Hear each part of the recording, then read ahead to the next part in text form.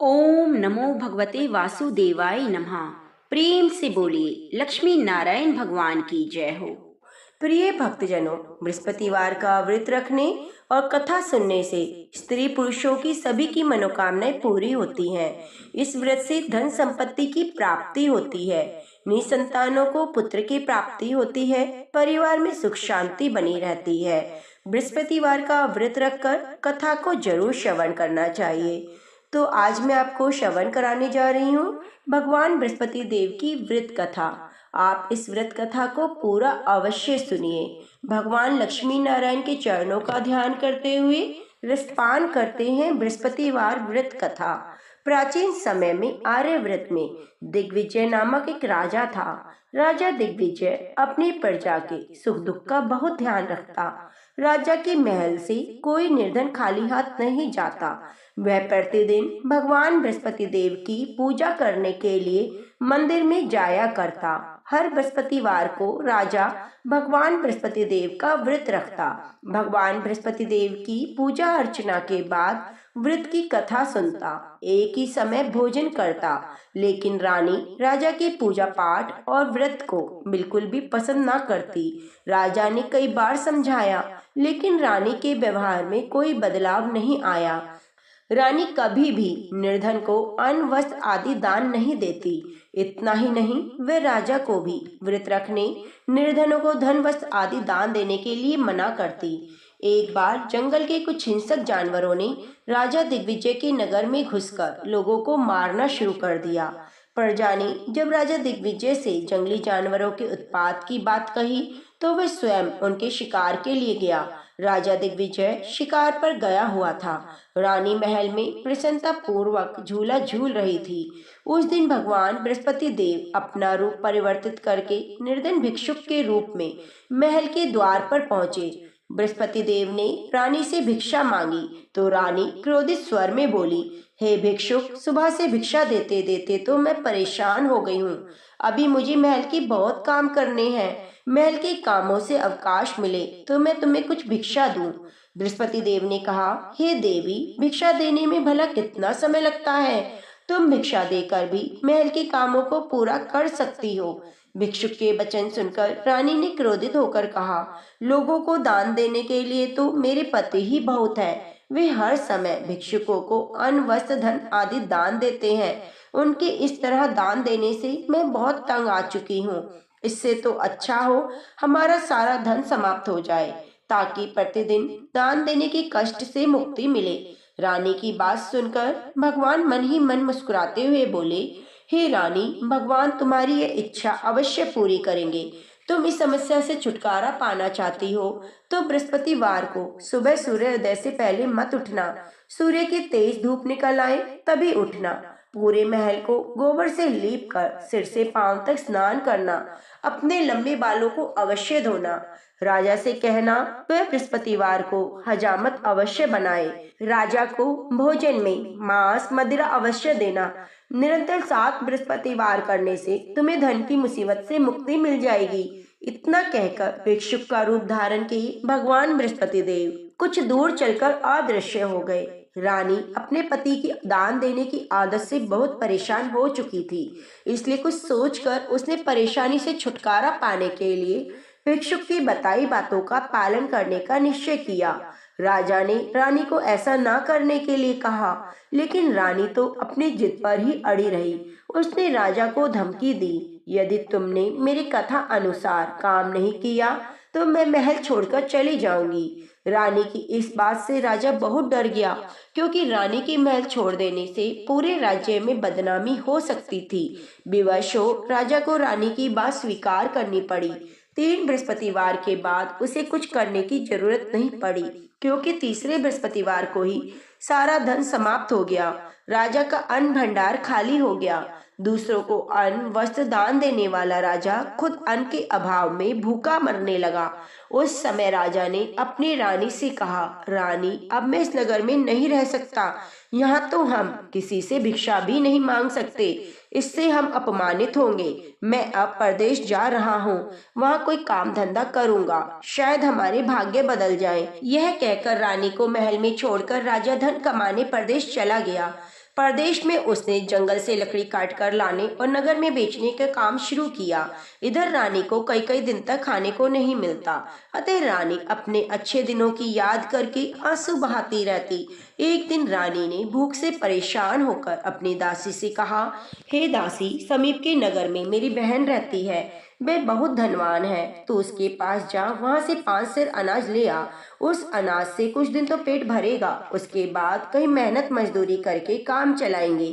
रानी की बात सुनकर दासी चल पड़ी। जब दासी रानी के बहन के पास पहुंची तो वह भगवान बृहस्पति देव की पूजा अर्चना कर रही थी। दासी ने 5 सेर अनाज मांगा, लेकिन पूजा में व्यस्त बहन ने उसकी बात पर ध्यान नहीं दिया।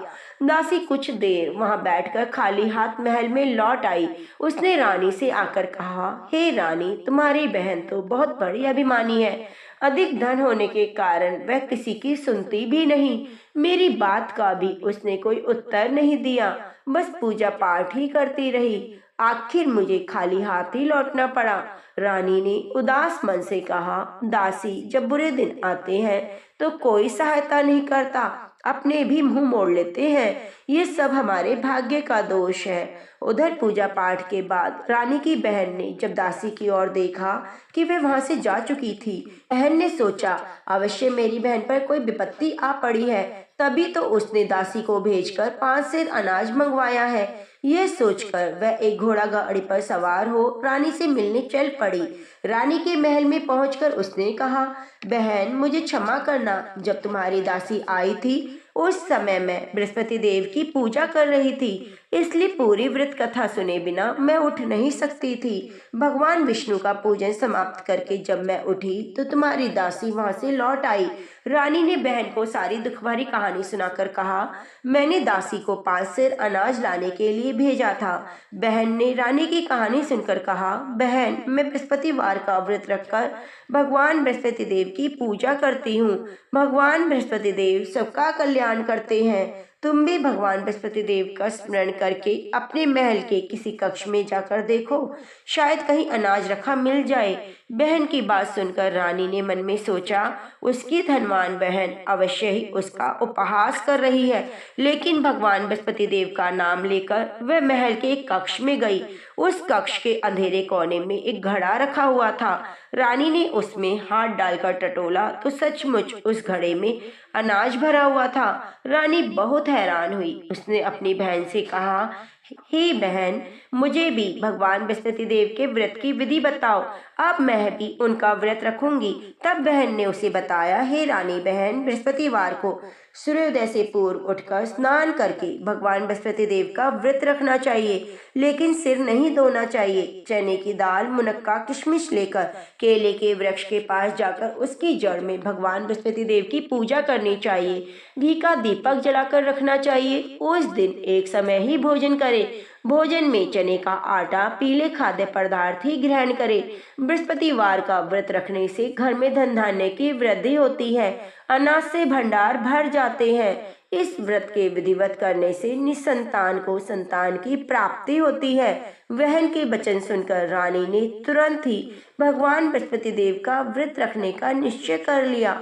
7वें दिन जब बृहस्पतिवार आया तो रानी ने बृहस्पतिवार का व्रत रखा। कहीं से मांगकर चने और गुड़ का प्रबंध किया। चने की दाल से केले की जड़ में विष्णु भगवान का पूजन किया और घी का दीपक जलाकर भगवान बृहस्पति देव की पूजा की। रानी विष्णु भगवान के भोग के लिए पीले अन्न का कहीं से प्रबंध ना कर सकी, अतः वह मन ही मन परेशान होने लगी। उधर भगवान बृहस्पति देव रानी के विधिवत व्रत रखने के कारण बहुत खुश हुए और अपना रूप परिवर्तित करके 2 थालियों में पीला भोजन लेकर रानी के पास पहुंचे। भगवान बृहस्पति देव ने दासी से कहा, हे दासी, मैं तुम्हारी रानी के लिए व्रत का पीला भोजन लाया हूँ। भोजन देकर वह चले गए। दासी ने रानी से भगवान बृहस्पति देव को भोग लगाकर भोजन करने के लिए कहा। रानी को कुछ पता नहीं था। वह दासी से बोली, दासी, क्यों निर्धनता पर मेरा उपहास करती हो? तब दासी ने कहा, अभी अभी कोई आदमी मुझे 2 थालियों में पीला भोजन देकर गया है। वेशभूषा से मुझे वह पुजारी लगता था। रानी ने भगवान बृहस्पति देव को भोग लगाया, फिर बचा हुआ भोजन दासी के साथ बैठकर ग्रहण किया। रानी प्रत्येक बृहस्पतिवार को विधिवत व्रत रखकर भगवान बृहस्पति देव की पूजा करने लगी। रानी के व्रत रखने से भगवान बृहस्पति देव बहुत खुश हुए। रानी के महल में धन की वर्षा होने लगी। कुछ ही दिनों में रानी के पास काफी धन एकत्रित हो गया। अन्न के भंडार भी भर गए। इतना सब होने से रानी पहले की तरह आलसी और अभिमानी हो गई। एक दिन रानी ने किसी भिक्षुक को आलस्य के कारण खाली हाथ लौटा दिया तो दासी ने कहा, रानी जी, आप फिर पहले की तरह धन संपत्ति पाकर आलसी हो गई हो। निर्धन को अपने द्वार से खाली हाथ लौटाना अच्छा नहीं होता। भगवान बृहस्पति देव की अनुकंपा से हमें अत्यधिक धन और अन्न मिला है, इसलिए आलस्य छोड़कर हमें निर्धनों को दिल खोलकर दान देना चाहिए। दान देने से आपके परिवार का नाम होगा। भगवान बृहस्पति देव प्रसन्न होकर आपका कल्याण करेंगे। दासी की बात सुनकर रानी ने निर्धनों को फिर से दान देना शुरू कर दिया। कई निर्धन ब्राह्मणों को धन देकर उनकी कन्याओं के विवाह में सहायता की। रानी की सब जगह प्रशंसा होने लगी। धन संपत्ति मिलने के बाद रानी को राजा की याद सताने लगी।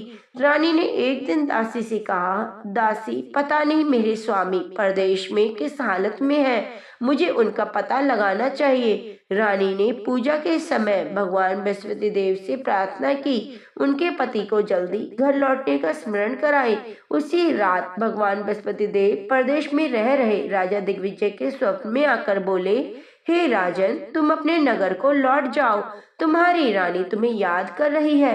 राजा सुबह उठकर लकड़ियां काट कर लाने के लिए जंगल की ओर चल पड़ा।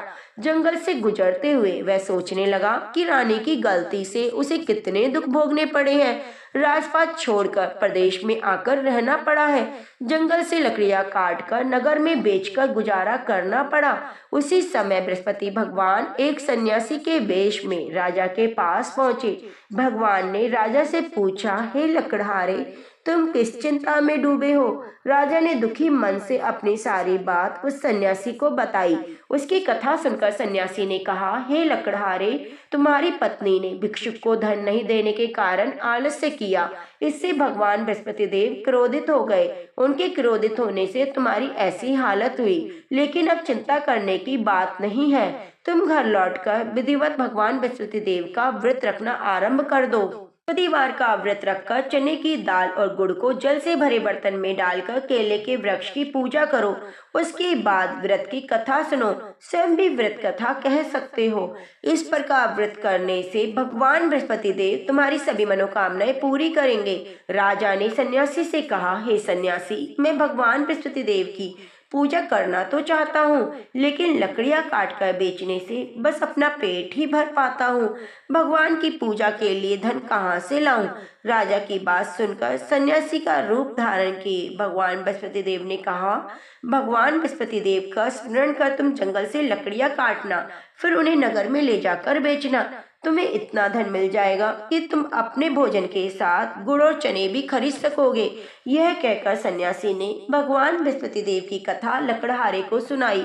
प्राचीन समय में बसंतपुर नगर में एक निर्धन ब्राह्मण रहता था। ब्राह्मण के कोई संतान नहीं थी। उसकी पत्नी बहुत फूहड़ औरत थी। वे सुबह काफी धूप निकलने के बाद उठती और कभी भी पूजा पाठ नहीं करती, प्रतिदिन स्नान भी नहीं करती, भगवान की पूजा करने की तो सोचती भी नहीं। सुबह उठते ही पहले भोजन करती। घर में सफाई करना बिल्कुल पसंद नहीं था। ब्राह्मण अपनी पत्नी के इस आचरण से बहुत दुखी रहता। भगवान की अनुकंपा से ब्राह्मण की पत्नी गर्भवती हुई। उसने 10वें महीने में एक सुंदर कन्या को जन्म दिया। निर्धन ब्राह्मण कन्या के जन्म से बहुत दुखी हुआ। धीरे धीरे ब्राह्मण की कन्या बड़ी होने लगी। बचपन से ही उस कन्या की रुचि भगवान विष्णु की पूजा में थी। वह प्रातः उठते ही स्नान आदि करके विष्णु भगवान की पूजा करने के लिए मंदिर में जाती। बृहस्पतिवार को व्रत रखकर विधिवत पूजा पाठ करती, फिर पढ़ने के लिए पाठशाला जाती। घर से चलते हुए वह मुट्ठी भर जौ लेकर जाती और रास्ते में थोड़े थोड़े जौ गिराती जाती। जब वह पाठशाला से घर लौटती तो जौ के दाने सोने में बदले हुए मिलते।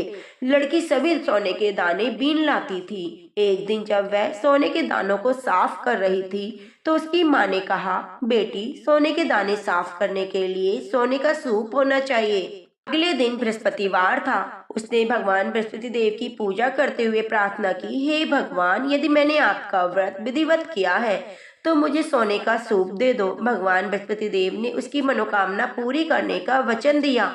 पाठशाला से लौटते समय उसे रास्ते में एक सोने का सूप पड़ा हुआ मिला। घर लौटकर सोने का सूप अपनी माँ को दिखाकर वह सोने के दाने साफ करने लगी। उस सुंदर लड़की को सोने के सूप में जौ साफ करते देख राजकुमार उस पर मोहित हो गया। महल में लौटकर राजकुमार ने राजा से उस लड़की से विवाह करने की इच्छा प्रकट की। तो राजा ने ब्राह्मण को महल में बुलाकर राजकुमार से उसकी लड़की के विवाह की बात कही। ब्राह्मण सहर्ष तैयार हो गया। धूमधाम से लड़की का विवाह राजकुमार से हो गया। दुल्हन बनकर ब्राह्मण की लड़की महल में चली गई। लड़की के चले जाने से ब्राह्मण फिर से निर्धन हो गया। उसे कई कई दिनों तक खाने को कुछ भी नहीं मिलता। बहुत दुखी होकर ब्राह्मण एक दिन अपनी लड़की के पास गया। अपने पिता से निर्धनता का समाचार सुनकर बहुत सा धन देकर पिता को विदा किया। उस धन से ब्राह्मण के कुछ दिन तो आराम से गुजर गए, लेकिन जल्दी ही सारा धन समाप्त हो गया। फिर भूखों मरने की नौबत आ गई। ब्राह्मण अपनी लड़की से धन लेने के लिए फिर महल में पहुंचा। लड़की ने पिता की बुरी हालत देखकर कहा, पिताजी, आखिर आप कब तक मुझसे धन लेकर जीवन यापन करेंगे? आप कोई ऐसे उपाय क्यों नहीं करते जिससे आपका घर भी धन संपत्ति से भर जाए? ब्राह्मण ने कहा, मैंने तेरी माँ को बहुत समझाया, पर उसकी कुछ भी समझ में नहीं आता। उसका फूहड़पन नष्ट हो तो घर की निर्धनता भी दूर हो जाए।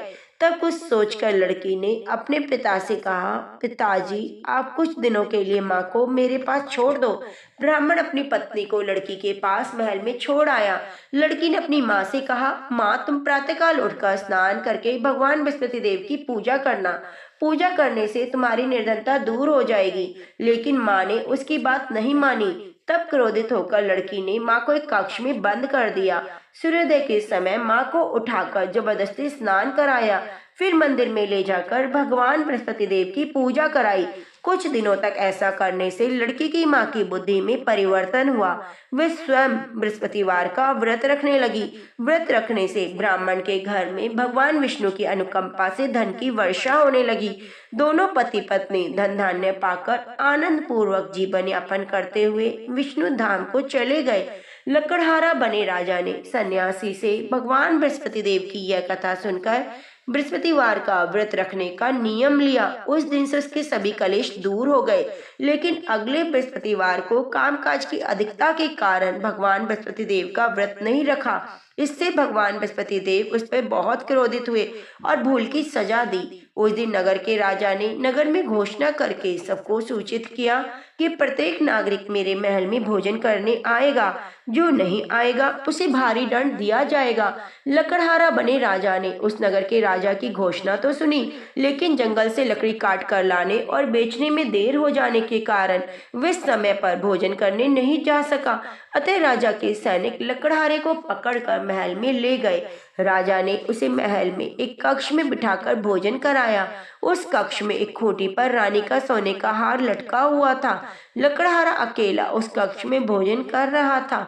तभी उसने एक आश्चर्यजनक घटना घटते देखी। देखते ही देखते खूंटी हार को निगल गई। थोड़ी देर के बाद नगर के राजा ने हार को गायब देखा तो लकड़हारे को कारावास में डलवा दिया। लकड़हारा मन ही मन अपने भाग्य को कोसने लगा।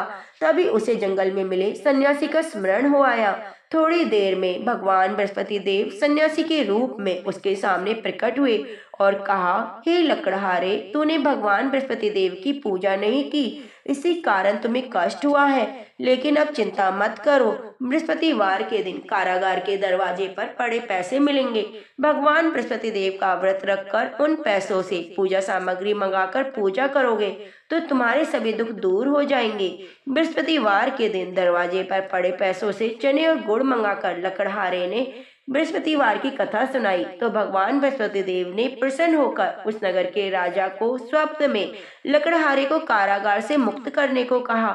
सुबह राजा ने अपने कक्ष में जाकर देखा तो खूंटी पर रानी का हार मिल गया। राजा ने लकड़हारे को मुक्त कर दिया और बहुत सा धन आभूषण देकर विदा किया। लकड़हारा बना राजा उस नगर से चलकर अपने नगर पहुंचा। उस नगर में कुएं, धर्मशाला, बाग बगीचे देखकर बहुत खुश हुआ। राजा ने एक व्यक्ति से पूछा, ये कुएं, धर्मशाला किसने बनवाई है? उस व्यक्ति ने राजा को बताया, ये सब रानी और दासी ने बनवाए हैं। राजा नगर के जिस भी आदमी से इसके बारे में पूछता तो सभी रानी और दासी का नाम बताते। राजा जब महल में पहुंचा तो रानी ने उसका भव्य स्वागत किया। तब राजा ने निश्चय किया कि सप्ताह में एक बार तो सभी बृहस्पति देव का व्रत पूजन करते हैं, परंतु मैं प्रतिदिन व्रत क्या करूंगा? दिन में 3 बार कथा कहा करूंगा। अब राजा हर समय दुशाले में चने की दाल बांधे रहता, दिन में 3 बार बृहस्पति देव की कथा कहता। कुछ दिनों के बाद राजा को अपनी बहन की याद आई। एक दिन घोड़े पर सवार होकर राजा अपनी बहन से मिलने चला। अभी राजा नगर के बाहर ही पहुंचा था कि कुछ लोगों को एक शव ले जाते हुए देखा। राजा को स्मरण हो आया कि आज उसने किसी को बृहस्पतिवार की कथा नहीं सुनाई। राजा ने लोगों को रोककर कहा, अरे भैया, आप मेरा बृहस्पतिवार की कथा सुन लो शव ले जाने से पहले। तो लोगों ने क्रोधित होते हुए कहा, तुम पागल तो नहीं हो गए हो? लेकिन कुछ बूढ़े लोगों ने कहा, अच्छा भाई, कथा भी सुना लो, चलते चलते हम तुम्हारी कथा सुन लेंगे। राजा ने चलते हुए आधी कथा ही सुनाई थी कि शव हिलने लगा। राजा की पूरी कथा सुनते ही शव उठकर बैठ गया। लोगों ने हैरानी से दांतों तले अंगुली दबाई और बृहस्पतिवार के दिन भगवान बृहस्पति का व्रत रखने और कथा सुनने का निश्चय कर लिया। घोड़े पर सवार राजा चलते हुए किसान के पास पहुंचा। किसान अपने खेत में हल चला रहा था। उसे देखकर राजा ने कहा, अरे भाई, मेरी बृहस्पतिवार की कथा सुन लो। किसान झुंझलाकर बोला, हे भाई, तुम देखते नहीं हो, जितनी देर में तुम्हारी कथा सुनूंगा उतनी देर में पूरे खेत में हल चला लूंगा। राजा निराश होकर चलने लगा। तभी किसान के बैल लड़खड़ाकर जमीन पर जा गिरे। किसान के पेट में जोरों का दर्द होने लगा। किसान की पत्नी जब खाना लेकर आई तो उसने किसान से इस बारे में पूछा। किसान ने घुड़सवार की पूरी कहानी सुनाई। किसान की पत्नी दौड़ती हुई राजा के पास पहुंचकर हाथ जोड़कर बोली, भैया, मैं तुम्हारी कथा सुनने को तैयार हूँ। राजा ने उसके खेत पर पहुंचकर बृहस्पतिवार की कथा सुनाई। कथा समाप्त होते ही बैल उठकर खड़े हो गए।